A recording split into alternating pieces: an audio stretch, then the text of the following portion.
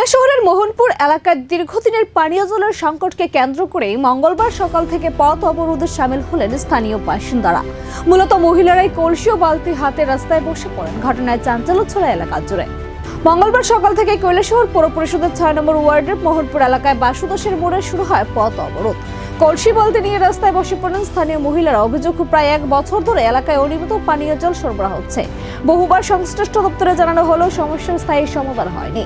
এলাকাবাসীদের আরও দাবি, পাইপলাইনের মেরামতের বকেয়া বিল না মেটানোয় কাজ বন্ধ রয়েছে। কেন্দ্র ও রাজ্য সরকারের জল জীবন মিশন প্রকল্প থাকা সত্ত্বেও এলাকায় নিয়মিত জল সরবরাহ না হওয়ায় ক্ষোভ বাড়ছে। অবরোধ চলাকালীন কোনো সরকারি আধিকারিক ঘটনাস্থলে উপস্থিত না হওয়ায় অসন্তোষ আরও তীব্র হয়। দীর্ঘ সময় অবরোধের জেরে ব্যাহত হয় যান চলাচল। তবে প্রশাসনের তরফে কি পদক্ষেপ নেওয়া হয়, এখন সেদিকে তাকিয়ে মোহনপুরবাসী।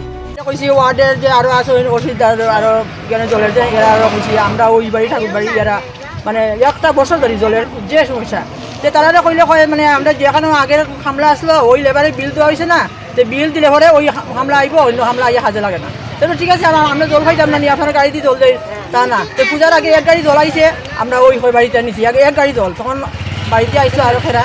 তো তখন হয়েছে আমরা কোনো সমস্যা নাই, আমার কোনো চাকরির কোনো কিছুর সমস্যা, আমার জলের সমস্যা। আমি মেয়ে দুটো আমি বাইরে যাইতে পারি না, আমার জলের সমস্যা, আমার জল লাগে। জল সমস্যার দ্রুত সমাধান হবে কিনা তা নিয়ে এখন প্রশ্ন উঠছে এলাকায়।